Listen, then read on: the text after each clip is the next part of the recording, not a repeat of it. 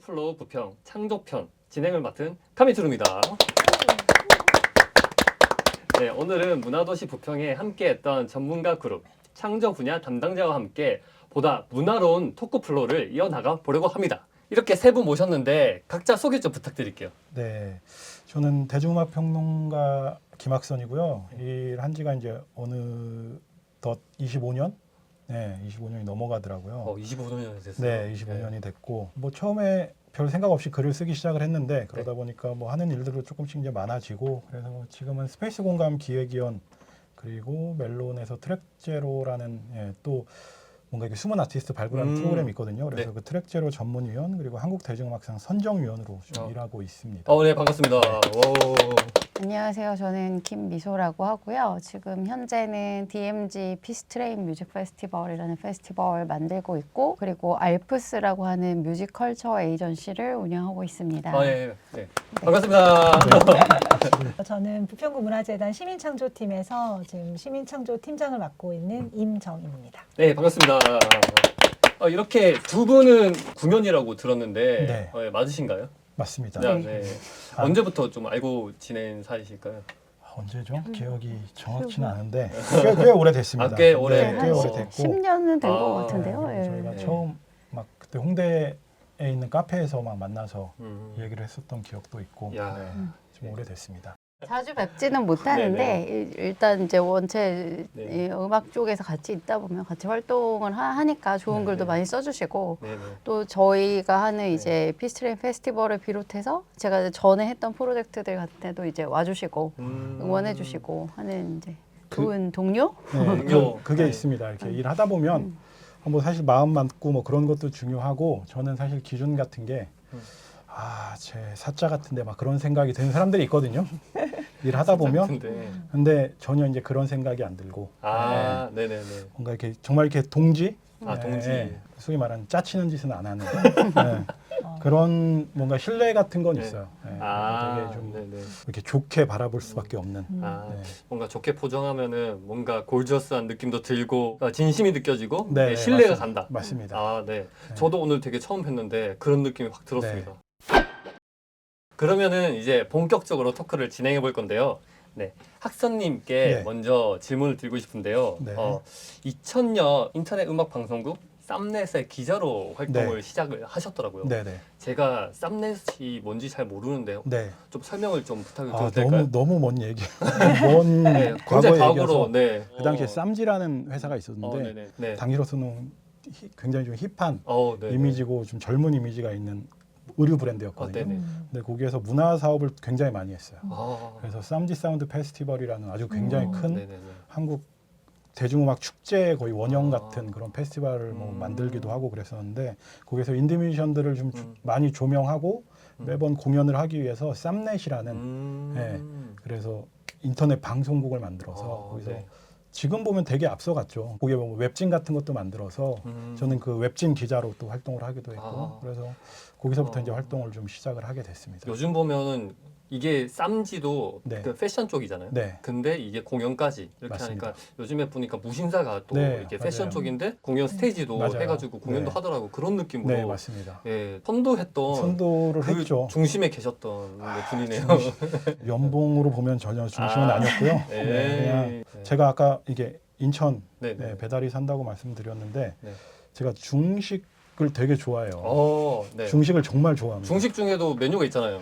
일단은 뭐 처음 가면 일단 짬뽕부터 먹어보고, 짬뽕이 이 일단 집의 기본으로? 기준을 네네네. 용화반점이라고 저희 동네 중국집이 하나 네. 있는데 거기가 약간 전국구 전국구 맛집. 맛집인데 거기 갔다가 제가 너무 반해서. 반해서 그쵸. 자주 가게 되면서 이 동네가 너무 옛 고풍스러운 매력이 있어서 여기서 살자라고 하면서 네. 그 동네에서 있었던 그 과거 일들을 좀 알게 된 거예요. 이 동네가 네. 예전에 뭐 인천 헤비메탈의 네. 메카였던 곳이고, 네네네. 막 그러면서 이거 되게 재밌다라는 생각으로 인천 헤비메탈 뮤지션들 만나서 인터뷰도 하고 하면서 뭔가 좀 기록하는 작업도 하고 있고, 그래서 인천 신과도 뭐 좀 그렇게 계속 연결이 좀 돼 있습니다. 네. 중국 음식을 너무 좋아해서 네. 이렇게 왔다가 너무 맛있어서 네. 눌러 앉아버린 그런 케이스인데 맞습니다. 알고 보니까 여기가 음악이랑 굉장히 밀접한 도시다. 맞아요. 그래서 더 매력을 느꼈다. 맞습니다. 그 동네 네. 자체에 악기사들 이런 게 되게 많거든요. 네네. 근데 그게 한 80년대부터 막 있었던. 네네. 또 숨은 맛집이나 그런 것들이 되게 많더라고요. 네, 맞습니다. 정말 네. 거기 맛집 너무 많습니다. 네. 그걸로 방송을 하고 싶지만 진짜요? 네. 나중에 하시게 되지 네네. 않을까. 네, 알겠습니다. 네, 그리고 미선님. 미선님은 인터뷰에서 고등학교 때 국악을 하셨다고 들었거든요.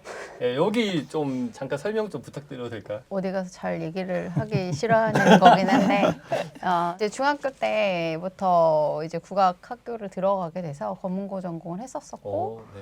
근데 학교에 부적응자여서 왜 부정을 했죠? 악기가 재미가 없었어요. 재미가 없었다. 재미가 없어서 나는 이제 대학에 가면 공연 기획이나 조금 더 음악 관련한 일들을 해야 되겠다라고 해가지고 대학에 오면서 바로 이제 저는 악기는 안 하고 공연 기획 쪽 일을 좀 시작하게 됐었었고요. 자연스럽게 공연 일을 하다가 또 음악 축제로 연결이 돼서 이제 음악 축제 일들도 하고 뭐 앨범을 만든 레이블에서도 있었고 공연장에서도 있었고 그러다가 이제 궁극적으로는 아까 말씀드렸던 피스트레인이라는 뮤직 페스티벌 하면서 지금 이제 따로 음악 관련한 회사를 운영하고 있습니다. 그러면 방금 말씀해 주셨던 그 피스테린 뮤직 페스티벌에 잠깐 좀 소개 좀 부탁드려도 될까요? 피스트레인 같은 경우는 홍대에서 활동했던 이제 기획자들을 중심으로 해서 너무 상업적인 페스티벌로 한쪽으로만 치우치는 것 같아서 조금 더 비상업적이고 문화적일 수 있는 페스티벌 그리고 이제 음악을 서열화하지 않는 그런 네. 페스티벌을 좀 수도권이 아니라 교외에서 해보면 좋겠다. 그리고 이제 그 페스티벌 자체라는 게 그냥 우리가 뭐 일탈하고 어떤 유흥의 여가의 하나의 일 수도 있지만 네. 실제적으로 페스티벌이 최초에 탄생할 때의 어떤 그런 스피릿 그리고 인간 어떤 보편의 가치, 자유평화 뭐 이런 것들을 같이 노래하던 시절이 있었었는데 그런 것들을 동시대에서 다시 이제 그런 가치들과 링크되는 페스티벌을 좀 만들어 보면 좋겠다 해서 2018년도에 만들어서 지금 열심히 하고 있습니다. 참고로 말씀드리면 정말 제가 페스티벌 꽤 많이 다니거든요. 네. 근데 가장 색깔 있고 정말 멋있는 페스티벌입니다. 철원이면 좀 제가 생각하기에는 좀 뭔가 자연과 어우러지는 네. 그런 느낌인데 맞나요? 그게? 네, 맞습니다. 거기 한탄강이죠. 네네네. 한탄강님이 바로 뒤에서 있거든요. 아, 공연이 펼쳐지는 곳에서. 그래서 거기서 막 배 타고 놀아도 되고. 배를 타요? 네, 거기 배가 다닙니다. 똥통배, 그래요? 똥통배 네, 작은 똥통배. 거 하나 있어요. 그래요? 네. 그 페스티벌 하고 있으면 사람들이 배 타고 배 타고 다니고. 이렇게 하면서 이렇게 붕치붕치 이렇게 하고 있면 거기 그쵸. 그 아래편에 그런 네. 게 있어서 배도 타고 뭐 래프팅도 하고 네, 수영하시는 물속에도 분들 들어가고. 수영도 해요? 네, 수영하신 정말 자유롭네요. 네, 수영하시는 분들 계시고 그리고 위에서는 막 그거 또 막 공연은 또 펼쳐지고 있고 네, 정말 분위기가 좋습니다. 그럼 내년에도 하나요? 네. 해죠. 네. 역시 그럼 내년에 꼭 가보겠습니다. 네. 네, 그리고 알프스 대표시잖아요.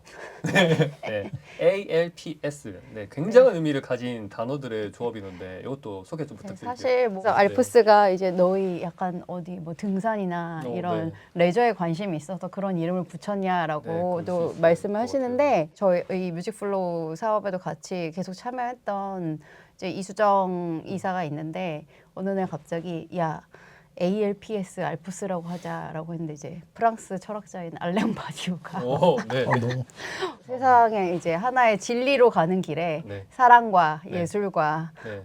이 정치와 네. 과학이 필요하다라고 해서 이제 이 네 가지를 담고 진리를 탐구하는 회사가 되자 뭐 그런 뜻을 진리 원대한 탐구 뜻을 회사 음악이지만 담고 네. 있습니다. 네. 네, 그리고 정인님 정확히 이름이 뭐죠? 무슨 팀장이죠? 시민창조팀입니다. 네, 시민창조팀. 네, 거기서 팀장으로 문화도시 부평을 같이 하셨는데 부평구 문화재단 입사 전에 스토리도 조금 궁금하거든요. 저는 2014년도에 여기 재단 입사했는데요. 이제 그 전에 제가 전공은 원래는 이제 경제통상학부고 전혀 이제 공연학원 관계는 없고 이제 무역 전공을 했었고 이제 고등학교 때부터는 이제 연극을 좀 했었어요. 그래서 고등학교랑 대학교 때까지 이제 연극 동아리 활동도 굉장히 열심히 하고 영화사나 이런 쪽을 되게 가고 싶었던 것도 있었고 어쨌든 뭐 원하는 대로 다 되는 건 아니니까 이제 공연을 또 이제 직접 배우로 연기도 되게 오래 했었고 하다 보니까 이제 그런 거 하면서 이제 공연 쪽으로 이제 좀 눈을 돌리게 됐어요. 그러다가 그렇다고 해서 배우로 내가 뭐 할 수 있는 건 아니라고 생각을 했죠. 진짜 지금 생각하면 이제 정말 이렇게 요즘은 꼭 외모로만 승부하지 않기 때문에 캐릭터죠, 네, 요즘은. 캐릭터로 해서 열심히 했었으면 또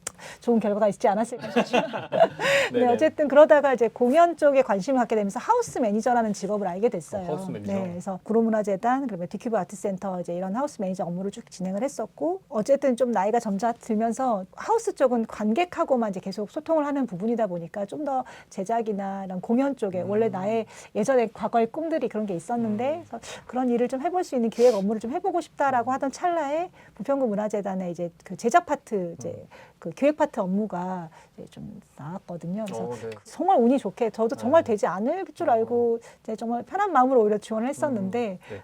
정말 또 천운이 그때 모든 걸 다 아. 작용을 해서 바라는 네. 대로 네, 예, 네. 그렇게 이루어지는 거죠. 네, 그래서 14년도에 저희 와서 제가 그래서 여기 부평아트센터에 입사해서는 공연 제작 쪽을 조금 많이 또 관여하면서 일을 좀 했었습니다. 아, 네. 원래는 배우를 하시려고 하셨구나. 네. 그럼 카메라가 어색하지 않으시겠네요? 네.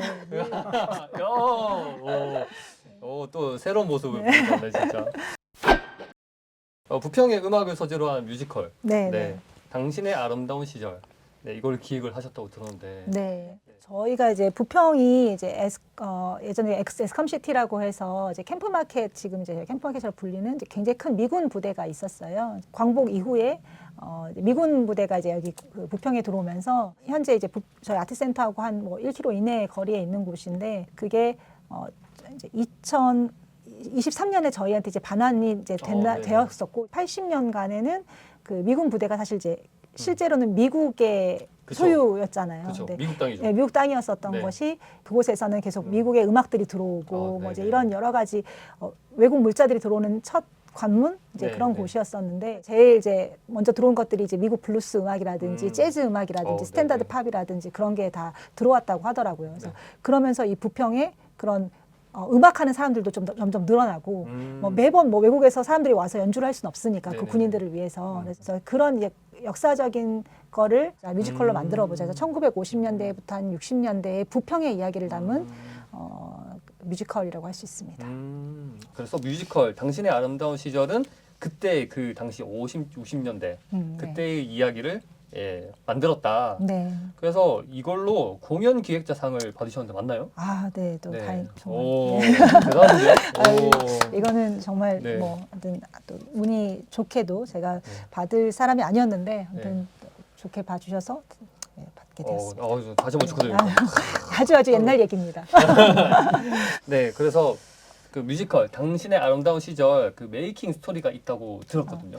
그러니까 네. 이제 저희도 작품을 처음 제작하다 보니까 그리고 이제 저희도 그 시대를 살지 네네네. 않았었잖아요. 그래서 구술 자료들이나 이런 그런 기본 자료들이 많이 필요했었거든요. 그래서 이건 저희가 그때 어떤 용역을 주거나 그게 아니라 저희가 직접 다 제작을 했었어요. 재단에서. 그래서 어쨌든 프로듀서의 역할인 거였고 뭐 저희 이제 연출님과 뭐 작가님과 함께 사실 그 50년대, 60년대 이야기를 좀 수집하러 굉장히 많이 다녔었어요. 네네. 그래서 그 당시에 이제 활동하셨던 그 연주자분들을 찾아가지고 뭐 진짜 남양주까지 가서 인터뷰도 하고 그때 뭐 차영수 선생님이라고 뭐 오남매 차차차라는 뭐 이제 그런 그룹을 하셨던 선생님도 찾아뵙고 그리고 뭐 이제 또 가까이 있는 임진모 선생님하고도 계속 인터뷰도 하고 그리고 현미 선생님도 인터뷰하고 막 이러면서 실제 에스컴 무대에 쓰셨던 분들을 좀 찾아가지고 그런 여러 자료들을 좀 채록을 했었었고요. 이제 그런 자료들을 바탕으로 해서 그 당시에 어떤 오디션을 봤었고 어떻게 뮤지션들이 그런 무대를 섰었고 어떤 공연을 했었는지 뭐 이런 이야기들을 좀 많이 들었던 그런 기억이 있습니다. 이야,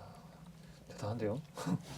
팀장님 한 2년 정도 뵀는데 네네. 연기하시고 네. 이렇게 제작하시고 맞아요. 그리고 아까 하셨다는 그 뮤지컬도 저는 대단히 의미가 있다라고 보거든요. 그리고 네. 아까 이제 용역 사업이 아니라 그 재단 자체에서 직접. 스태프들이 직접 제작 공연해서 이제 프로듀서 역할을 맡으셨다라고 했던 것도 그렇고 아까 이제 지역에 있는 이제 숨겨진 이야기 정말 이제 과거의 시간에만 있는 이야기들을 길어 올리셔서 채록하시고 맞아요. 전 되게 그 궁금했어요. 그래서 에스컴에서 아까 어떤 오디션을 했고 그 오디션을 했던 어떤 장면들이 뮤지컬 씬 안에도 들어가 있다라고 했는데 네네.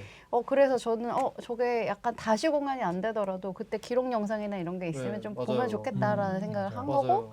나중에 한번 다시 아, 제대로 네네. 해도 좋을 것 같아요. 맞아요, 더 맞아요. 업그레이드를 해서. 네. 예. 저희도 재단 20주년을 좀 맞이해서 계속 고민을 하고 오, 있습니다. 네. 사실은 이제 뭐 사실 시간도 많이 지나기도 했어서 다시 새로운 각색이 필요하지만 너무 의미 있는 작업이어서 좀 네. 필요하지 않을까라고 생각했어요. 네, 맞습니다. 네, 그리고 나서 시민창조팀 팀장으로 이렇게 맡아주셨는데 시민창조팀 소개랑 또 어떤 사업을 하는 곳인지 좀 간략하게 좀 부탁드릴게요. 지금 문화도시에서 이제 굉장히 중요되는 게 이제 시민성, 그다음에 네. 연대성, 창조성 저희가 이 세 가지를 굉장히 이제 중요시하는 가치로 생각하고 있거든요. 그래서 그 중에서도 이제 시민 창조팀은 뭐 예술가들이나 뮤지션들의 이제 창조적인 사업들을 지원하는 부분과 또 동시에 시민들도 그냥 이렇게 수동적으로 받는 것이 아니라 본인들도 어떤 사업에 좀 직접 참여해서 좀 창조적인 활동들을 좀 진행하는 사업들을 여러 가지 좀 진행을 했었어요. 그래서 저희는 음악 사업에 중점적으로 좀 많은 사업을 투여를 해서 이제 뭐 향후에 얘기할 뭐 뮤직플로우 페스티벌이라든지 부평 사운드라든지 그런 좀 전문 그 뮤지션들이나 예술가들이 참여하는 영역의 사업들이 있었고요.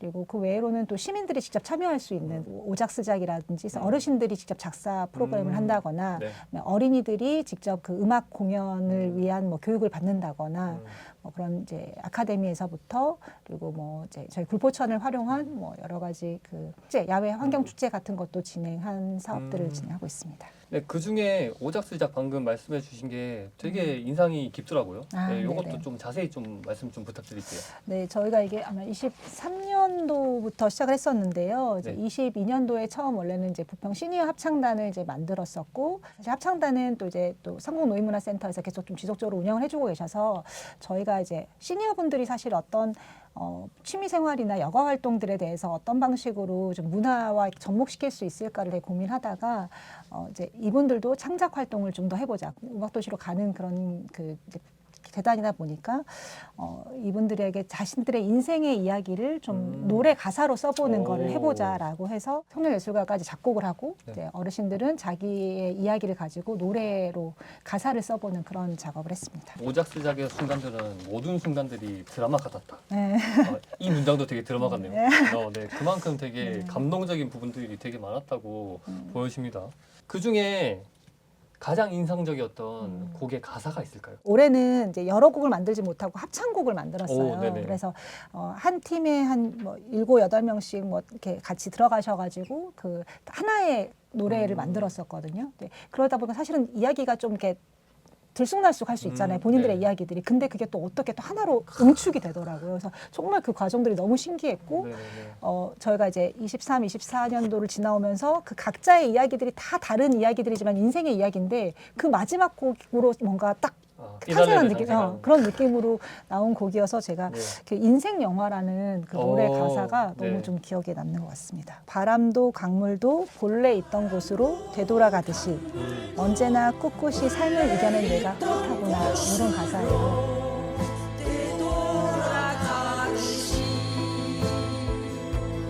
언제나 꿋꿋이 삶을 이겨낸 내가 후하구나. 저희 문화도시 부평 유튜브에 오시면 유튜브에? 네, 전곡 들으실 수 있습니다. 아, 전곡이요? 네. 네, 부평문화재단 유튜브 보시면 또 들을 수 있으니까 많이 들어주시기 바랍니다. 저는 지역에서 뭔가 문화활동 한다는 게 굉장히 좀 네. 중요하다고 생각을 하거든요. 근데 부평문화재단에서 그런 걸 정말 저는 좀 잘 네. 해나가고 있다고 생각을 해요. 그러니까 네네. 가장 좀 대표적인 네. 사례가 아닐까 싶기도 하고. 맞아요. 뭔가 네. 시민과 함께하는 네. 그런. 네, 그래서 이 오작스작의 지역 뮤지션도 같이 참여를 해서 했던 걸로 네, 기억하는데 맞나요? 네네. 네. 작곡을 이제 선생님이 이제 지역 예술가 선생님이 해주신 거죠. 역시 이게 부평문화재단의 되게 큰 장점이 지역 뮤지션을 아카이빙도 되게 잘 돼 있고 그렇잖아요. 네네. 그래서 또 여기 학생님께서는 또 네. 지역 뮤지션 발굴을 되게 네. 중요시하고 네, 되게 즐거워하신다는데 네네. 네. 그래서 지역 뮤지션 발굴 뮤지션을 발굴하는 사업의 의미가 뭘까요? 일단 저는 생태계란 말을 되게 좋아하거든요. 생태계. 음악 생태계 이렇게 표현을 많이 하는데 그런 생태계가 건강하려면 좀 무조건 다양해야 된다고 생각을 하거든요. 다양성. 근데 그게 장르적으로도 그렇고 지금 한국이 너무 서울 집중화가 돼 있다고 생각을 합니다. 그래서 그런 것들을 가장 먼저 해결하고 그리고 생태계를 건강하게 만드는 게 각 지역의 아티스트들, 뮤지션들, 음악인들이 활발하게 그 씬을 만들어 나가는 거라고 생각을 하는데, 그러니까 예를 들면 뭐 외국 같은 경우는 그런 경우 되게 많거든요. 2000년대 초반에 한국에 막 뭐 시부야 K 막 이런 장르가 되게 네네네. 유행한 적이 있어요. 그게 그냥 정말 일본 도쿄의 시부야 쪽에서 유행하는 유행한 음악. 근데 뭐 그게 특정 장르도 아니에요. 아, 그냥 네네. 이렇게 뭔가 약간 힙한 스타일의 그런 음악들을 시부야계라고 표현을 했었는데, 그 당시에 시부야에 그런 뮤지션들이 다 모여 있었던 거고. 그리고 뭐 미국도 얼터너티브 저쪽에 커트 코베인 사진이 있는데, 네네. 커트 코베인이 시애틀에서 음. 활동을 했고, 그래서 시애틀 씬이라고 많이 불렀었거든요. 그러니까 전 그런 각 지역의 씬들이 활발하게 활동을 해야 되고, 맞아요.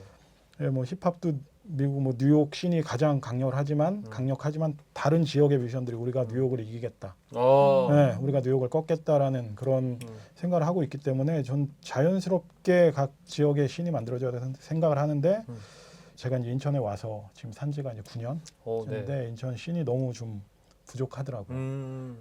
인구수로는 엄청 크죠. 예, 한국 제2의 도시인데, 맞아요. 예, 근데 부산이나 대구에 비하면 너무 맞아요. 예, 씬이 거의 없다시피, 저는 맞아요. 그냥 거의 황폐하라는 표현을 쓰는데, 황폐하다. 예, 그래도 90년대 중반까지는 인천 씬이 좀 있었거든요. 예, 헤비메탈 뭐 씬도 있었고 굉장히 강력했고 했는데, 네. 그런 것들이 없어지면서 그냥 서울로 몰리는 건 전 결코 좀 좋은 게 아니라고 생각을 해요. 그렇죠. 그래서 맞아요. 그 씬을 그래도 뭔가 좀 회복을 좀 시켜야겠다라는 생각을 갖고 있고, 예. 그리고 제가 좀 가장 기억나는 게 그 인천에 있는 예전에 헤비메탈 했던 뮤지션들 네. 만나서 막 인터뷰도 하고 이야기도 듣고 했었는데, 예, 사하라라는 밴드가 거의 인천 씬의 맹주처럼, 네. 인천에는 사하라가 있다, 그 정도. 부산에는 뭐 스트레인저가 있다 막 이렇게 했었는데, 그때 네. 그 보컬이었던 우정주 씨께 여쭤봤어요. 왜 근데 서울 가서 활동 안 했어요? 그랬는데 정말 딱 한마디를 했었거든요. 그냥 인천에도 씬이 있으니까. 네. 아주 중요한 말이에요. 네, 근데 굳이 서울에 가서 우리가 할 필요가 없다. 서울 애들이 와서 그냥 보면 되지. 네. 난 여기 있으니까 너희들 네. 와서 들어라. 그리고 근데 그럴 정도로 인천에 씬이 있었거든요. 근데 그 씬이라는 게 그냥 너무 전 간단하다고 생각해요. 뮤지션들이 있고, 그 뮤지션들의 음악을 즐기는 사람들이 있고, 그들의 음악을 같이 향유할 공간, 장소가 있어야지 그 씬이 만들어지는 거라고 생각을 하는데, 그때는 인천에 씬이 있었는데 지금은 이제 그 씬이라는 것 자체가 없어졌으니까, 그럼 그 씬을 좀 다시 만들어 보자. 그렇게 좀 생각을 갖고 있는 분들이 이제 좀 점점 생겨나면서, 네. 뭐 지금 이렇게 지원 사업도 하고 있고, 그러면서 좀 자연스럽게 그냥 인천의 씬, 뭐 부평 씬 이런 게 만들어진다면 훨씬 더 이야기할 거리가 많아지잖아요. 전 그쵸? 평론가 입장에서는 매번 서울 홍대 인디씬만 이야기하는 게 아니고 부산의 인디씬도 이야기하고, 그리고 그 지역 색이 너무나 잘 담기거든요. 그렇죠. 부산에 뭐 세이숨이라는 밴드가 있는데 그 팀이 자신들의 정체성을 약간 광안리 바다를 맨날 얘기해요. 네네. 광안리 바다에서 맥주 마시면서 네. 이 느낌을 그냥 음악으로 표현한다.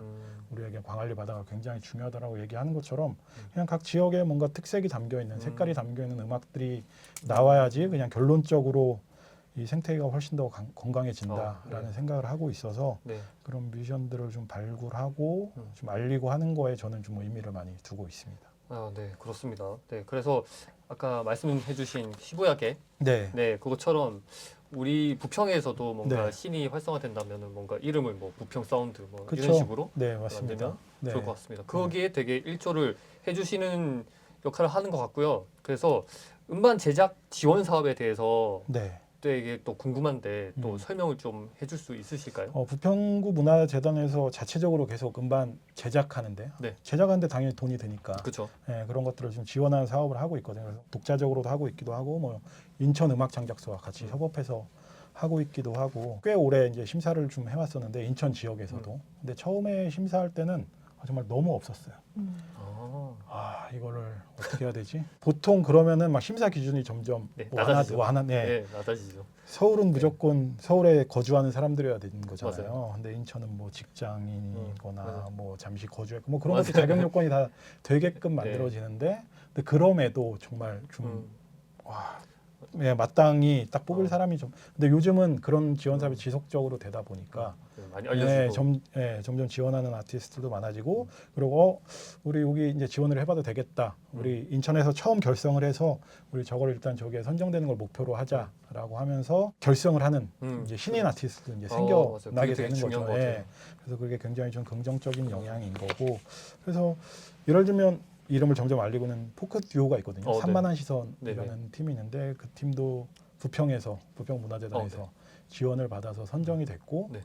그래서 그 선정된 결과로 음반 제작 지원을 받아서 데뷔 EP를 발표했는데 그게 네. 굉장히 네. 좋은 반응을 얻어서 뭐 한국대중음악상 올해의 신인상 받기도 했고 제가 알기로는 이제 곧 이제 단독 공연도 하는 걸로 알고 있는데 점점 지금 공연장 규모를 키워 나가고 있습니다. 그리고 이야. 차이나타운이라는 노래가 있거든요. 네네. 예, 근데 그게 자연스럽게 그렇게 네. 지역색 같은 게 담기는 그쵸. 거고 예, 네. 자신이 사는 곳 이런 음. 것들을 음. 뭔가 노래에 담아내는 게 굉장히 좀 중요하다고 맞아요, 생각을 맞아요. 해서 예, 그런 좀 다양성의 측면에서도 점점 이 사업 같은 게 굉장히 좀 의미가 있다고 생각을 하고 있습니다. 네. 3만 원 시선 같은 경우에는 그 직접 뭔가 뽑으신 팀인가요? 아니면 제가 그때 네. 심사를 보러 갔는데 네. 보통은 이 단계가 있거든요. 처음에는 음원 심사 그리고 음원 심사에서 뽑힌 이제 출연한 아티스트들은 이제 실연 라이브로. 네, 라이브로 듣는 과정이 있는데 처음 저는 이렇게 듣는 순간 얘들은 무조건 된다. 예, 라고 얘기를 했고 다른 이제 심사위원들은 굉장히 제가 좀 강하게 어필했다. 어필을 했습니다.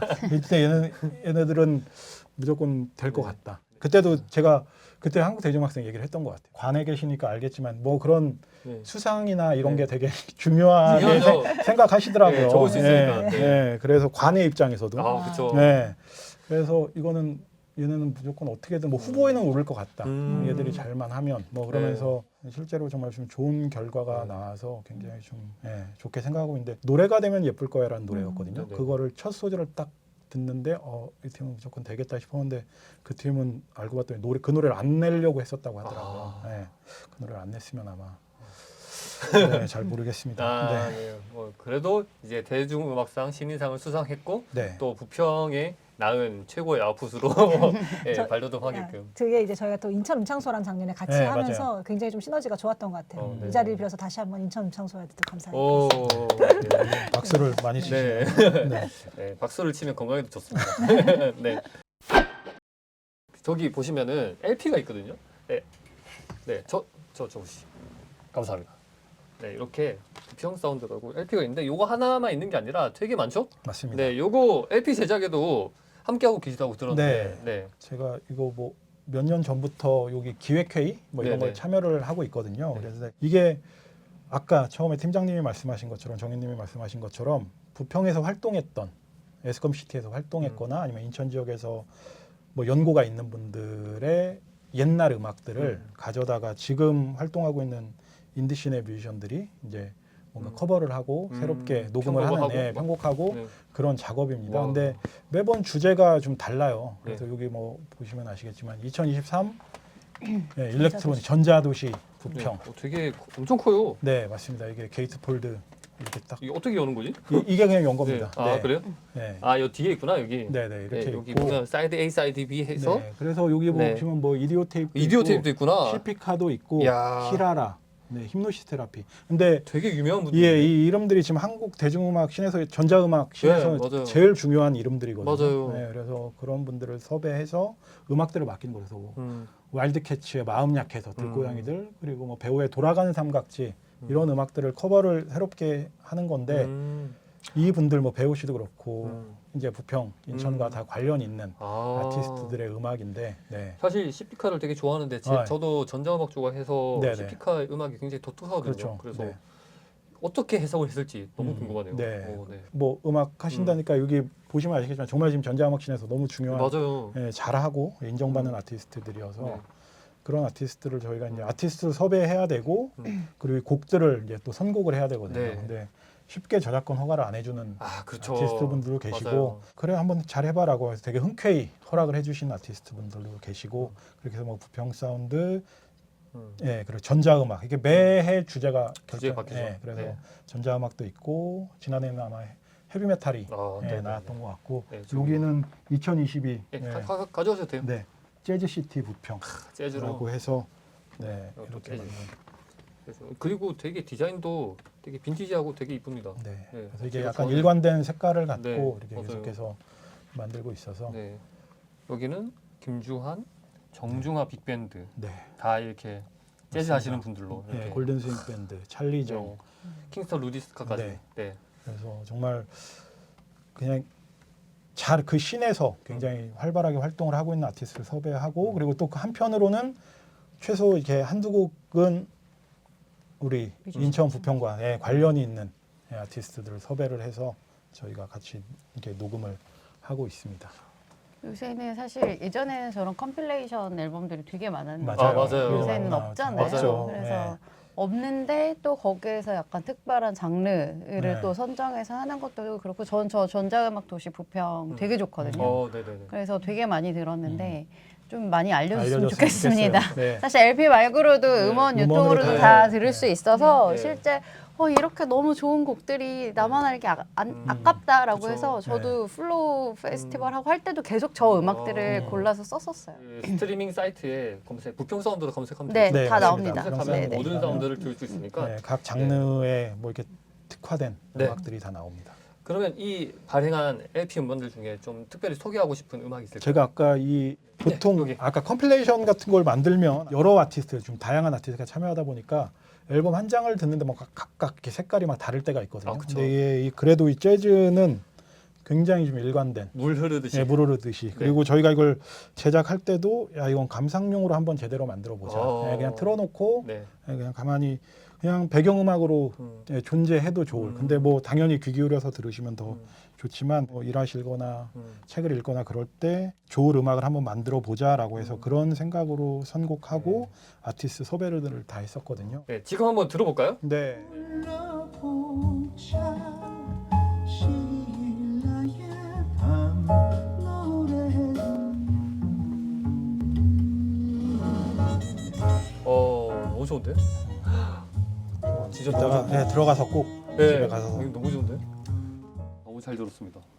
저 유튜브에도 있으니까. 네. 문화도시 부평 유튜브에도. 그러니까 네. 그냥 공부할 때나 아니면 집에서 그냥 딱 틀어놔도 네, 네, 맞습니다. 너무 좋습니다. 네. 지금 이렇게 턴테이블도 만지시는 거 되게 네. 굉장히 익숙해 보이거든요. 네, 그래서 네. 이 공간 자체가 익숙하신 것 같아요. 네. 네, 여기 오신 적 있으실까요? 제가 한 2년 정도 네네네. 여기에서 음악 감상회 음악 일을 감상회 진행을 했는데 네네. 이 부평 시민 대상으로 오, 해서 네. 음악 감상을 진행을 했습니다. 그래서 여기 워낙 정말 네. 장비가 너무 좋거든요. 아, 장비 좋죠. 네, 여기 네. 푸른 눈의 뭐 전설이라고 불리는 맥켄토시 이거 정말 너무 비싼 네, 스피커도 사실 네. 진짜 엄청 비싼 것들이어서 뒤에. 굉장히 비싼 기자재들을 네. 놓고 네. 음악 감상회를 하는데 매번 이렇게 저 같은 경우는 아마 다른 강사분들 다 좀 다를 텐데 저는 주제를 정해서 근데 여름에 들으면 좋을 음악들도 하고 아니면 한국 언더그라운드 음악의 뭐 산시린 동화기 얘기나 하나음악을 주제로 해서 뭐 음악 감상회를 하기도 했었고요. 그래서 그런 음악들을 음반에 대한 설명, 아티스트에 대한 설명과 함께 이렇게 들었는데 제가 그게 이 음악 감상회가 저한테는 되게 기억에 남는데 저는 이제 혼자 음악 듣는 걸 워낙 어릴 때부터 해왔고 좋아하니까 예전에는 사람들이 막 모여서 음악을 듣는다고 할 때 왜 음악을 모여서 듣지? 그냥 혼자서 들으면 너무 좋은데라는 생각을 했었는데 제가 이런 행사를 하고 뭐 하면서 이게 혼자 같이 음악을 듣는다는 게 되게 뭔가 뜻깊은 행위구나라는 그쵸. 생각을 했고 제가 그런 생각을 한 건 이렇게 같이 듣고 있으면 여기 앉아 계신 분들이 집중해서 듣는다는 게 그대로 좀 그런 기운 같은 게 좀 전해지거든요. 그래서 이런 행위 자체가 되게 멋있는 거구나라는 그쵸. 생각을 했고 그리고 여기 오신 분들도 그냥 이게 정말 제가 그냥 농담으로 한 얘기가 아니고 좋은 기자재로 좋은 스피커로 음악을 들으니까 그동안 들어오셨던 음악과는 다른 맞아요. 차원의 경험을 하고 요즘 경험이라는 게 그렇게 중요한 거라면서요. 그쵸. 그래서 경험이죠. 정말 좋은 경험을 하고 가세요. 그리고 제가 그때 아마 이 팀장님한테 여쭤봤던 것 같은데 이게 사람들이 지원을 하나요? 막 신청을 하나요? 막 이렇게 물어봤어요. 그랬는데 되게 많이 신청을 하고 이게 바로 올라오면 바로 이게 딱 마감된다고 하셔서 정도로. 그 정도로 네. 이제 그러니까 제가 네.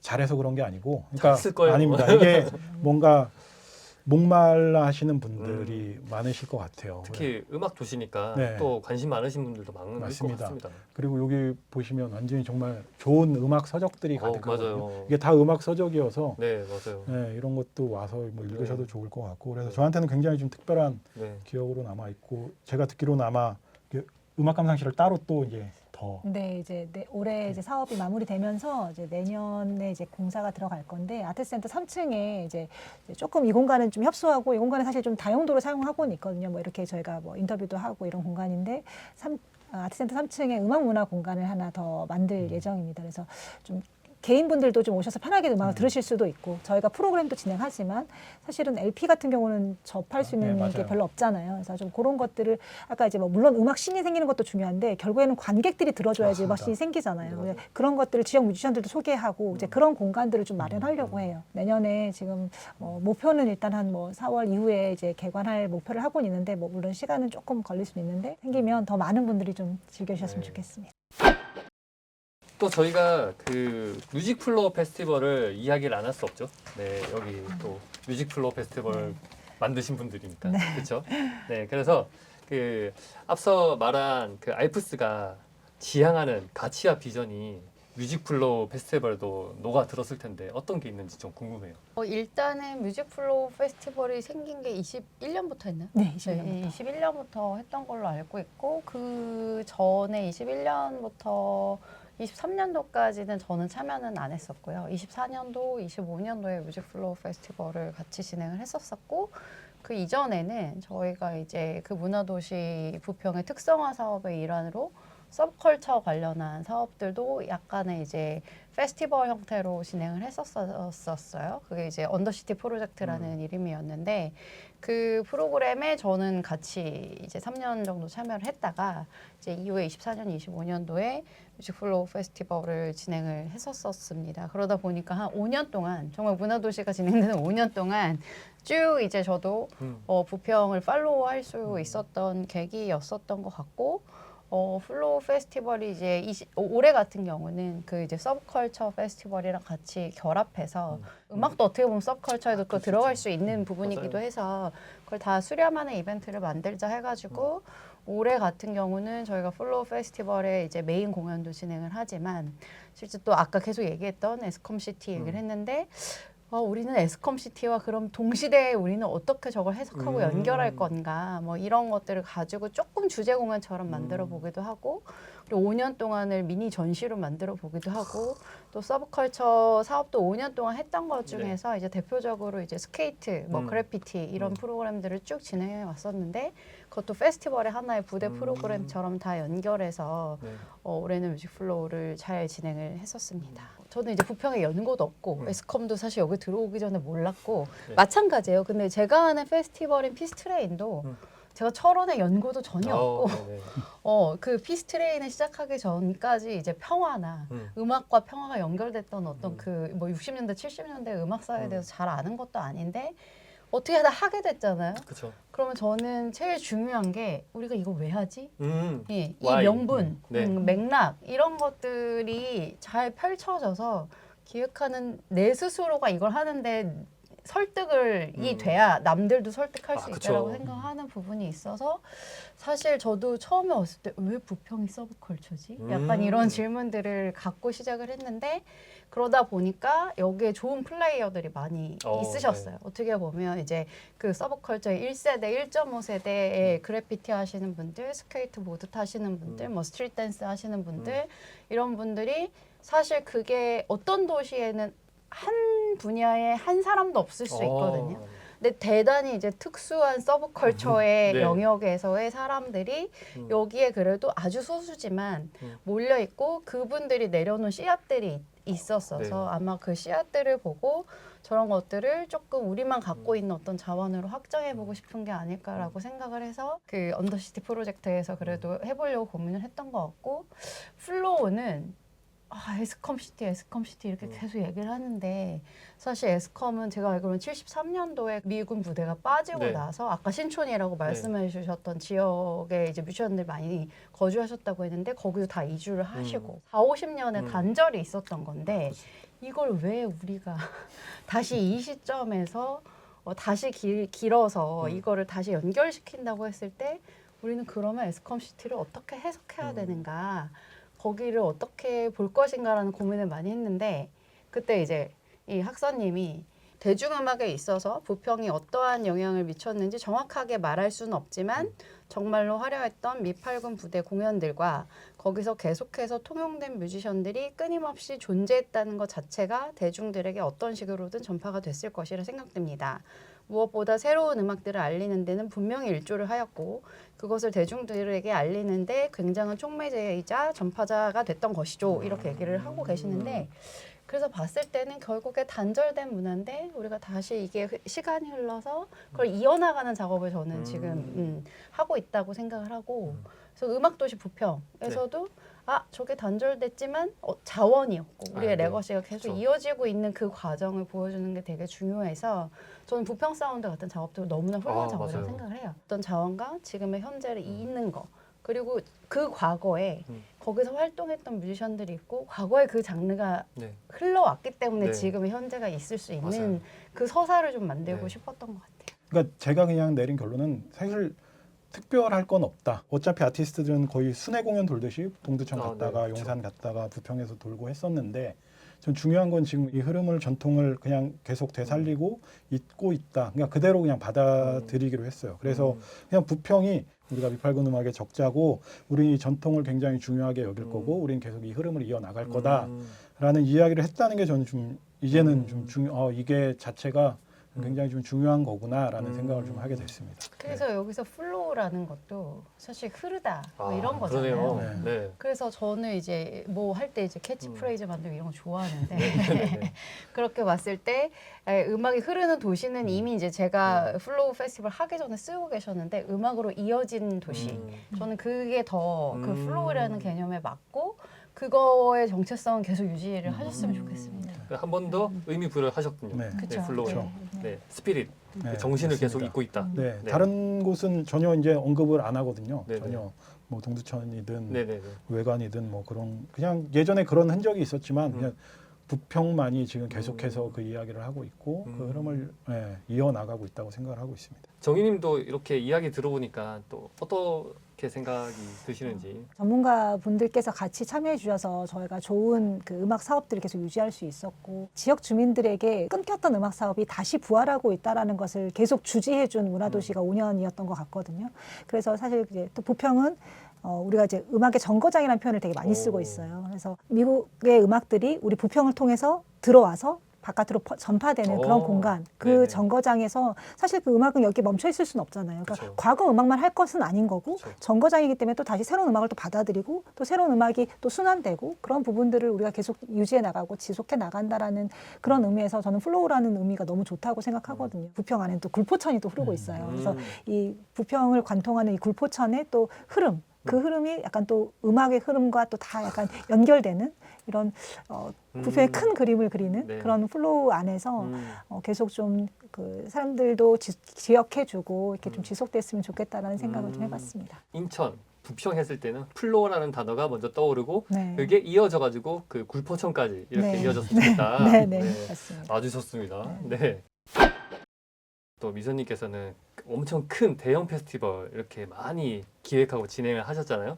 근데 이런 지역의 작은 페스티벌을 진행할 때 가지는 의미가 좀 어떤 게 있을지 좀 생각을 듣고 싶습니다. 일단 제가 하는 페스티벌도 대형 페스티벌은 아 아닙니다. 그래요? 네. 대형 페스티벌은 아니고 약간 중대형, 중대형. 뭐 이렇게 표현을 할 수 있을 것 같고요. 그 펜타포트 페스티벌이 코로나 이후 너무 잘 돼서 네네네. 모든 지자체가 펜타포트처럼 음악 페스티벌을 레퍼런스를 하자. 잡다. 네. 뭐 이렇게 얘기를 하시는데 사실 거기도 20년을 버텼기 때문에 네. 그런 결과들이 네. 이제야 빛을 보기 시작하는 거라고 할 수 있고요. 그리고 사실 그렇게 한 데는 사실 또 지자체에서도 계속적으로 거기는 이제 공간도 네. 전용 공간처럼 또 만들어 주시고 했던 어떤 그런 지원들도 있었던 부분이 분명히 있고요. 대형 페스티벌의 예산이 생각보다 굉장히 많이 듭니다. 그렇죠. 그래서 이게 뭐 한 50억 하는 페스티벌을 보시고 5억 예산 투자하셔서 우리도 펜타처럼 만들어주세요라고 하는 거는 네. 애초에 불가능한 네. 얘기라고 생각을 하시면 될 것 같고요. 네. 그 대형 페스티벌은 정말 운집해서 그 대형을 불러올 수 있는 공간 자체도 또 있어야 돼요. 그렇죠. 그러니까 그 공간이나 인프라가 없으면 또 불가능한 거여서 사실 그건 그거대로 존재를 하고 굉장히 이제 저희 같은 경우도 그런 대형 페스티벌들이 또 비슷비슷하고 다 초경쟁 그리고 큰 예산 네. 그리고 이제 하이 리스크 하이 리턴 뭐 이런 것들이 네네. 있기 때문에 실제로 저것만이 답이 아니다라고 해서 저희처럼 이제 중형급 페스티벌들이 굉장히 많이 생겨났어요. 생겨났던 거에서 조금 다른 스타일의 음악, 다른 공간성 그리고 그 안에 담고 싶은 여기에 이제 타깃도 저희 10만 명 왔어요. 모든 대중이 다 오면 좋죠라는 게 아니라 우리의 가치를 알아봐줄 사람들이 와서 우리의 음악과 우리가 잘 이제 차려놓은 프로그램들을 정말 잘 즐기고 갔으면 맛있게 좋겠다. 드시는 분들. 다양성, 뭐 큐레이션 이런 것들에서 훨씬 더 중요하다고 보고 저는 중소형급의 페스티벌이 굳건히 가면서 자기 색깔을 가지고 가는 게 굉장히 중요하다고 네. 생각을 하고요. 저는 부평에서 하는 이런 사업들이 굉장히 조금 더 인상적인 부분은 공공에서 굉장히 문화적으로 그리고 굉장히 음악적 전문성을 가지고 갈 수 있는 페스티벌, 이제 중소형급의 페스티벌 없습니다. 네, 부평밖에 없다.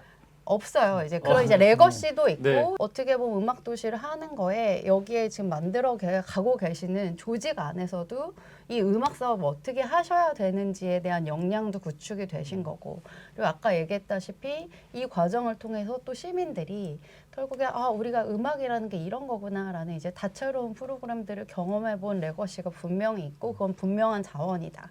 라고 생각을 하는 부분이 있어서 실제 그것들을 버리지 않고 거기에서만 할 수 있는 중소형급 페스티벌을 공공성을 갖고 하는 거는 굉장히 중요하고 그거는 부평이 계속 하셔야 된다라고 네. 저는 생각을 하고 있습니다. 네. 계속 하실 거죠? 네, 저희 네. 계속 할 수 있게 좀 도와주십시오.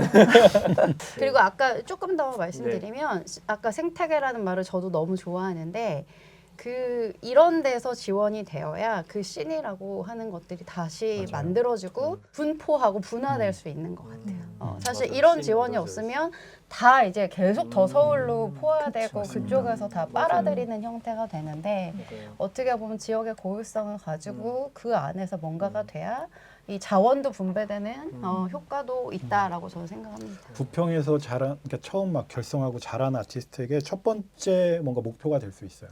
그러네요.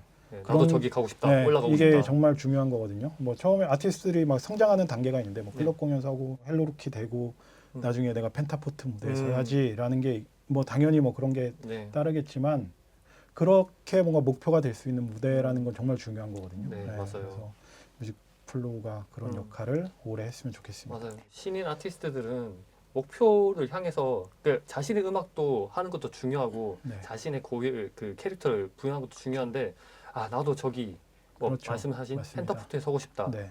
근데 이제 부평에서 했던 그 네. 뮤직플로우 페스티벌 나도 저 무대에 서고 싶다. 네. 이렇게 되는 거죠. 그렇죠. 그래서 꾸준히 한다면 이제 부평의 아티스트들이 뮤직플로우 페스티벌을 목표로 해서 저기 서는 날을 네. 고대하면서 계속 작업을 하고 이렇게 할 것 같습니다. 그게 또 씬을 만드는 길 아닐까요? 네. 네. 그리고 그런 것도 있었던 것 같아요. 이게 지역 뮤지션이 이제 거기서 인큐베이팅 돼서 그 지역에 있는 페스티벌에 서는 것도 너무 중요하고 실제로 이제 외부에 있는 뮤지션들도 네. 우리가 추구하는 방향과 색깔에 맞는 뮤지션들로 잘 큐레이션하는 게 중요해요. 그렇죠. 맞아요. 왜냐하면 이 뮤지션이 굉장히 유명하고 이 친구도 오면 팬덤이 많으니까 우리도 관객 많이 오고 그렇게 되면 네. 행사성 공연으로밖에 맞습니다. 맞아요, 보기가 맞아요. 쉽지 않은데 제가 이제 부평을 공부하면서 느낀 네. 거는 혼종 다양성의 도시다. 혼종 다양성. 다양성. 그래서 이게 되게 어려운 말인 것 같지만 굉장히 저는 문화에서 혼종성이라는 거는 되게 중요하다라고 오, 생각하는데 네. 저는 인천을 생각했을 때 떠올려지는 이미지, 어떤 성격, 성질 중에 이제 그런 부분들, 에스컴도 마찬가지죠. 네, 네. 많은 것들이 유입되고 새롭게 네, 맞아요. 들어와서 섞이고 그래서 또 다른 게 생겨나고 음. 뭐 이런 것들이라고 보여지는데 저는 그 포텐의 그 혼종 다양성이라는 게 어떤 건지 알겠거든요. 아, 인천만이 네네. 갖고 있고 네네. 부평만이 갖고 있는. 그래서 저희가 음악 큐레이션 할 때도 이제 소개할 수 있는 팀이 몇 팀 없어도 조금 더 저런 혼종적인 매력 그리고 조금 더 뭔가 그냥 매끈하게 좋은 음악보다 뭔가 개성 있고 그들만의 어떤 여러 가지가 섞여 있는 그런 뮤지션들을 더 소개를 좀 하고 그런 것들이 인천에서는 저런 부평에서는 저런 뮤지션들을 색깔, 성격으로 가지고 큐레이션을 하는구나 그런 것들을 좀 가지고 가셨으면 좋겠습니다. 네. 그리고 이 DMZ 예를 들면 그러니까 DMZ 피스트레인 같은 경우에 뭐 당연히 아티스트 중요하죠. 근데 누구 서니까 내가 여기 가야지라는 것보다 그냥 DMZ 피스트레인이어서 가는 사람들이 많거든요. 네네네. 저는 그게 되게 중요하다고 생각을 해요. 그러니까 정말 말씀하신 것처럼 그냥 어떤 특정 아티스트, 인기 아티스트 보러 가면 그냥 그건 일회성으로 그냥 그치는 맞아요, 거고 맞아요. 그 아티스트에게 그냥 행사 한번 뛰는 거와 뭐 다르지 않은 건데 그냥 그 페스티벌의 브랜드를 만드는 게 정말 좀 중요하고 맞아요. 우리 미소님이 그런 걸 맞아요. 굉장히 잘 잘 하신 네, 것 같아요. 네. 해오고 계시고 네. 앞으로도 네. 잘 할 거니까 네, 뮤직플로 페스티벌이 브랜딩이 되고 있는 것 같아요. 당장 눈에 보이진 않아도 뭔가 성과점이 있을 것 같은데요. 네, 언더시티도 그렇고 뮤직플로우도 그렇고 뭐 연결된 성과로 좀 얘기를 하면 사실 제가 5년 동안 있었을 때 그 그래피티 하시는 그 크루 같은 경우는 인천의 다른 동네에 작업실을 아, 거주하고 계셨어요. 근데 부평이랑 계속적으로 지속적인 사업을 진행을 하고 실제 그러다 보니까 이 지역 자체 그냥 프렌들리해진 거예요. 그분들한테도. 그러다 네네. 보니까 그냥 작업실을 이쪽으로 이주해서 오자라고 해가지고 작업실을 부평으로 옮기셔서 네. 작업을 하셨던 경우도 있었었고요. 그리고 예전에 뭐 씬앤굿즈라고 해서 청년들이 이제 로컬에서 활동하면서 이런 굿즈 같은 거 만들어 보게 하고 하는 이런 지원 사업 트랙에 참여했던 아티스트들도 있었는데 그분들도 소수여도 뭔가 이주를 했다라고 얘기를 여기에 뭔가 그런 네. 재미난 거리들이 만들어지려는 조짐이 보인다라고 하면서 네네네. 이제 그런 사례들이 있었던 것 같아요. 이제 예를 들어서 이런 것들은 굉장히 길게 봐야 되는 거라고 생각을 네네. 하는데 네. 저는 그래도 5년 동안 이런 음악이랑 서브컬처 이런 것들을 해오면서 이 동네에 있는 저희 같이 이제 이 씬에 있는 사람들한테는 부평이 저런 것들을 계속 하려나 보다.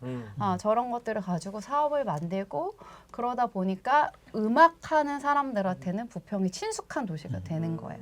그리고 실제로 여기 왔던 페스티벌에 참여했던 아티스트 그리고 부평 사운드 그리고 여기에 계속 이제 강사로 오거나 아까도 네. 뭐 이렇게 투입되는 많은 다른 지역에 있는 뮤지션들한테도 어떻게 보면 여기는 음악적인 공간, 네. 음악적인 도시로 생태계 자체에서 음악 도시라는 인지를 하게 되는 맞아요. 이제 그런 지점들이 저는 5년의 가장 큰 성과라고 생각을 하기도 하고요.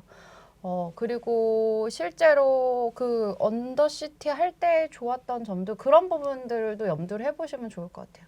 우리가 갑자기 하드웨어 공간을 만들고 소프트웨어를 만들면 예산이 다 필요한 부분들인데 예전에도 그랬고 저희가 하려던 게 아까 교차로 정거장에 이런 표현 하셨는데 그러니까 서브컬처 여기서 만들어서 보여주는 게 아니라 전국에 하는 애들이 그날 네. 한날 한시에 여기에 모여서 페스티벌을 하자. 그리고 다른 음악 페스티벌에서 못하는 것도 아까 그 혼종 다양성 우리 지금 동시대의 음악이 어떤 혼종 다양성을 갖고 있는지 여기서 다 몰아서 듣고 보자 뭐 이런 어떤 정체성을 계속 가지고 간다면 씬에도 굉장히 인식돼서 되게 문화적인 도시로 정말 거듭날 수 있을 거라고 생각을 하고요. 요새 그리고 여기 시민들이랑 관계도 너무 똑똑합니다. 맞아요. 그래서 뮤직플로우 이번에 하고 5년 문화도시 5년이 이제 사업이 종료돼서 플로우 페스티벌 못할 수도 있대. 이런 것들을 알면서 야 공공에서 세금이 아깝지 않게 저런 음악적인 활동을 하는 저런 도시는 계속돼야 돼. 뭐 이런 정말 맞아요. 리뷰들을 맞아요. 저희가 무슨 요청해서 쓰는 것도 아닌데 네, 맞아요. 그런 것들을 알아봐 주시는 이제 네. 시민들이 있다라는 것들은 네. 충분히 인식되고 인지됐다. 부평이. 계속 그러니까 이것들을 버리지 않고 연결되고 확장하는 것이 너무 중요하고 5년 동안에 우리가 확 가시적인 성과라기보다는 네. 정말 스며들고 흡수되는 맞아요. 성과가 분명히 저는 있었다라고 생각합니다. 맞아요.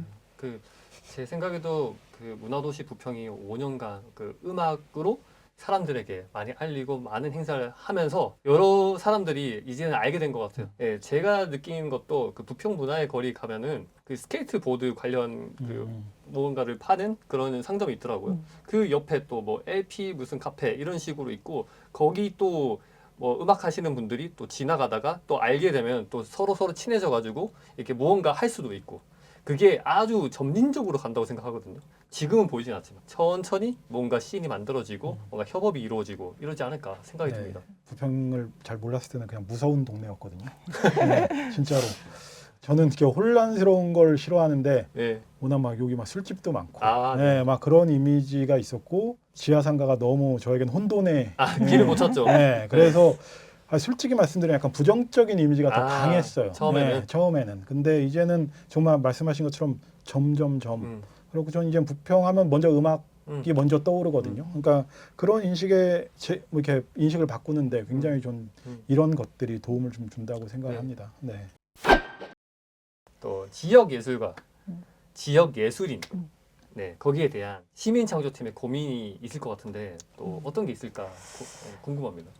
올해 저희가 그 이제 작년부터 이제 라이브 스테이지라고 해서 이제 그 지역 예술가, 지역 뮤지션분들하고 이제 그 작은 공연장에서 그냥 뭐 클럽이라든지 아니면 소극장 같은 데서 이제 공연을 진행을 했었었는데 작년에도 그렇고 올해도 느꼈던 게 사실 좀 걱정을 제일 많이 하는 거는 관객 부분을 제일 걱정을 많이 했었거든요. 뭐 물론 뭐 많은 객석수가 뭐 300석, 500석 이런 건 아니지만 오픈을 했을 때 거의 다 매진이 되는 거예요. 그러니까 일반 관객분들이 되게 참여해 주시고 또 공연을 보러 와 주시고 이제 이런 것들을 보면서 관객들도 지역 뮤지션에 대한 관심도가 높아졌다. 그러니까 그런 부분들이 이제 좀 많이 더 혼종 다양성이 들어갔다, 열려 있다라는 것을 되게 많이 좀 느꼈었고, 이제 앞으로는 사실 이제 예산이 많이 줄어들면서 저희가 이제 뭐 큰 공연이나 큰 행사를 하는 거는 조금 무리수는 있겠지만 오히려 이럴 때일수록 그럼 우리가 지역 예술가들과 어떻게 해서 더 음악 씬들을 키워 나갈 것인가, 그리고 어떤 방식으로 협업해 나갈 것인가를 계속 좀 더 고민해보고 이제 또 새로운 다시 5년을 좀 정립해 네. 나가야 되지 않을까 생각하고 있어요. 네, 그래서 그 며칠 전에 그 여기 부평문화재단에서 네. 그 뮤지션들 네, 간담회를 네. 했는데 그것도 되게 좋았어요. 저도. 네, 네, 저도요. 네, 저도 참여를 했는데 네. 굉장히 되게 유효한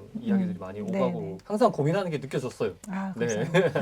네, 감사합니다. 네. 네, 시민창조팀에서도 또 이게 앞서 이야기한 그런 사업들 외에 또 기억에 남는 또 사업이 있다면 또 뭐가 있을까요? 아까 저희 학사님께서 말씀하셨던 우리 부평이 약간 무서운 그런 느낌이 있었다라고 하셔서 지금 제가 좀 생각이 난 건데 저희가 이제 그 신행굿즈라고 그 지역 예술가들이 함께해서 굿즈를 좀 만드는 사업들을 진행해 왔었어요. 근데 그 사업을 가지고 작년에 부평 지하던전이라고 해서 팝업 스토어를 좀 했었었거든요. 네. 그래서 그때는 이제 홍대 그 연남동 에서랑 그다음에 부평에서 이제 팝업 스토어를 열어서 이제 부평 하면 이제 지하상가가 제일 좀 이렇게 사람들한테 좀 각인이 되어 있으니까 그리고 거기가 굉장히 미로 같잖아요. 맞죠. 그래서 거기를 약간 지하 던전이라는 이제 표현을 많이 써서 우리가 그 지하 던전이라는 이름으로 이제 여러 가지 좀 뭐 이렇게 퀘스트들을 또 만들어 가지고 뭐 진행하면서 이제 마지막에 이제 부평이 진짜 지향하는 바가 무엇인지를 좀 보여주는 그런 방탈출 같은 약간 프로그램들을 진행을 했었는데요. 실제 우리가 부평의 한자를 보면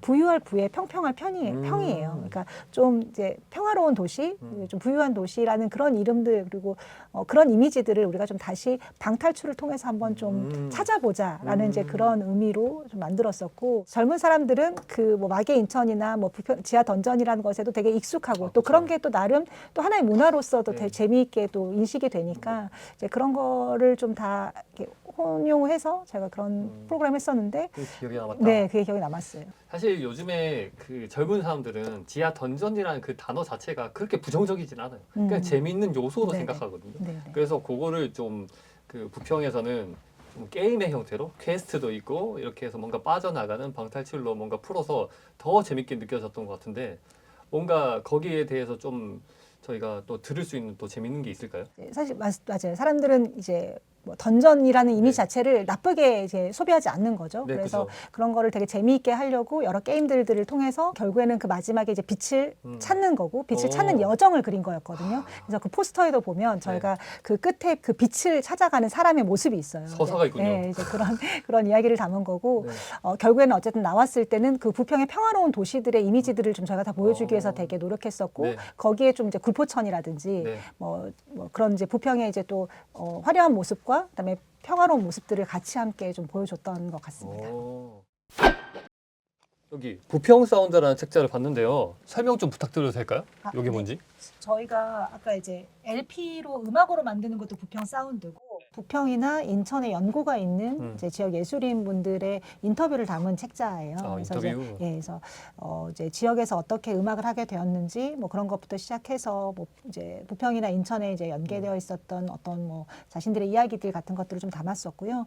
21년도부터 이제 계속 진행해왔었고 저희 이거는 이제 이즘이라고 같이 이즘이랑 함께하면서 또 이제 여러 분들의 인터뷰를 담았었는데 특히 이거 했을 때가 2022년인가 23년도에는 민중가요 아카이브 시리즈도 담았었어요. 네네. 대중음악을 하시는 분들도 담았었지만 민중가요 같은 경우는 또 저희 부평 음악 중에 또 되게 하나의 좀 큰 축을 담당했던 이유가 미쓰비시가 이제 있으면서 굉장히 네. 많은 노동자들이 있었고 네.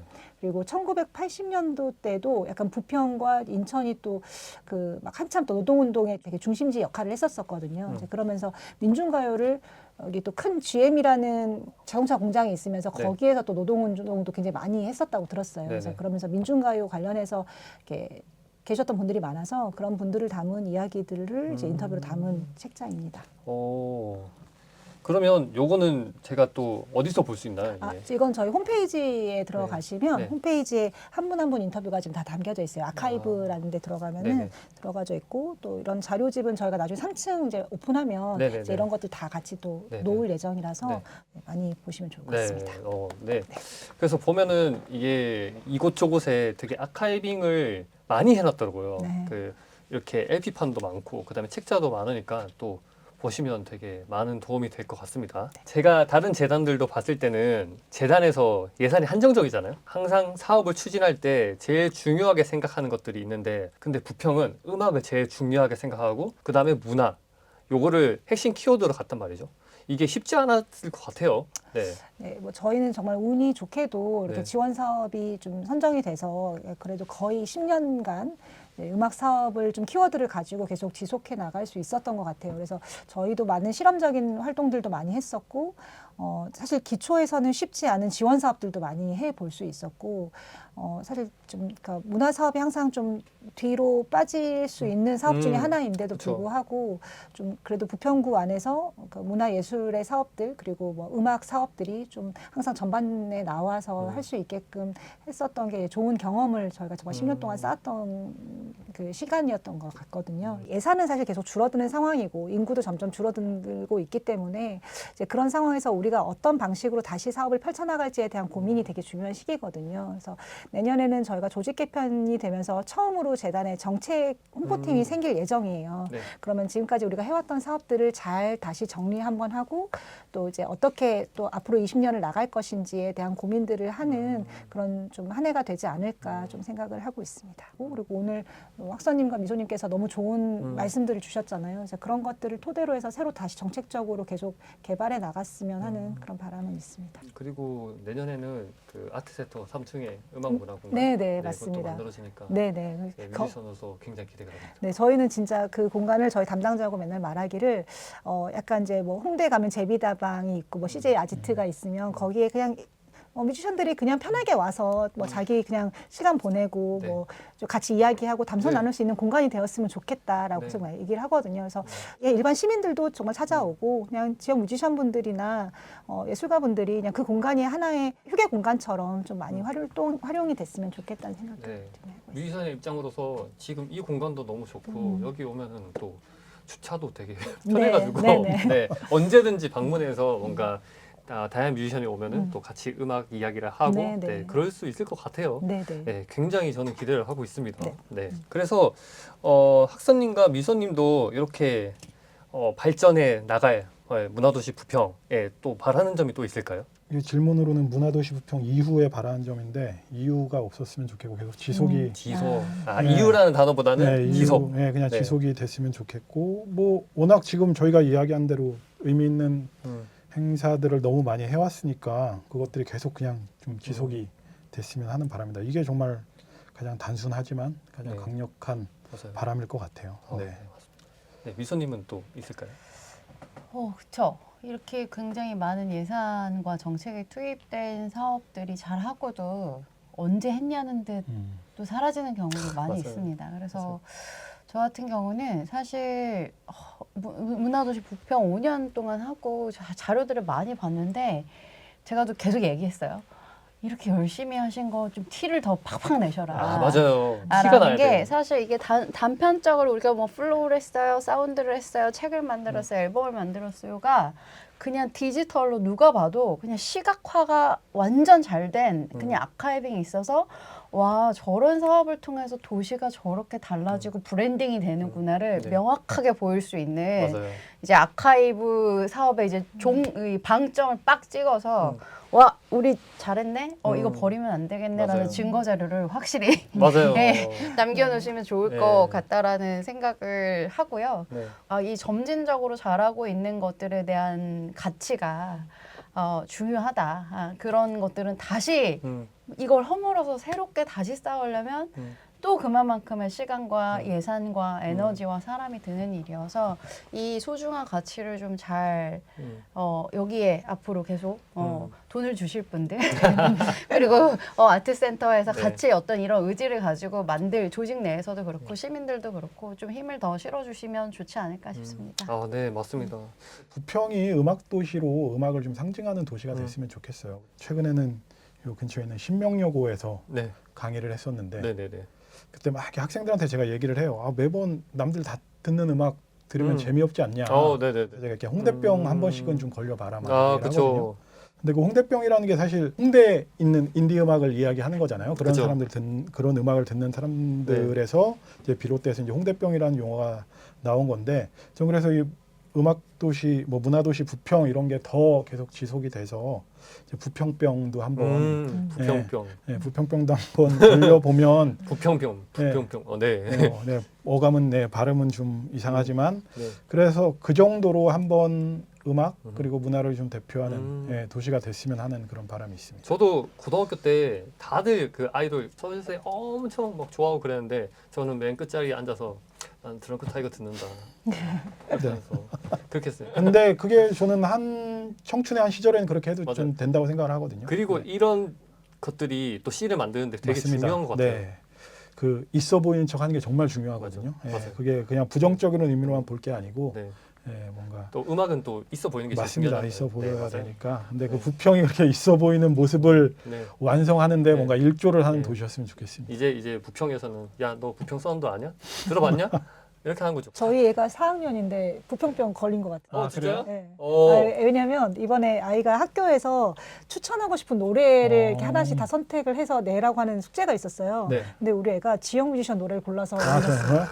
그래서 누구 걸 골랐나요? 녹록의 아, 진짜요? 그날의 나에게라는 곡을 골랐는데 과거의 나를 이렇게 회상하고 뭐 이제 뭐 이렇게 돌아보는 내용이라는 그런 내용의 노래인데 그거를 이제 4학년 아이가 자기 반 친구들에게 과거의 나를 좀 생각하고 이렇게 너희들 과거의 나를 좀 생각해봐. 이게 뭐냐 이렇게. 그래서 네. 저희 아이는 그래서 지역 뮤지션 노래를 듣고 있는 아이였어요. 농농님 그 사실 아시나요? 여기 또 이번에 통해서 말씀드려야 돼요. 네, 그러니까요. 농농님 진짜 축하드립니다.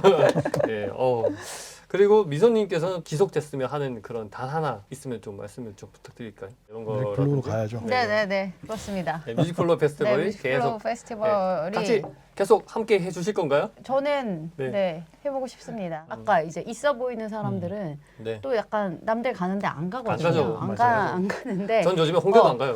그래서 아까 얘기했던 혼종 다양성 네, 이런 거 맞아요. 좋아하는 사람들은 야 그거 하면 부평 가야지 뭐 아, 이런 맞아요. 것들 할 수 맞아요. 있으면 좋겠습니다. 맞아요. 오늘은 창조라는 단어로 문화도시 부평과 함께했던 전문가 분들, 창조 분야 담당자와 이야기를 이렇게 해봤는데요. 어떠셨나요 오늘?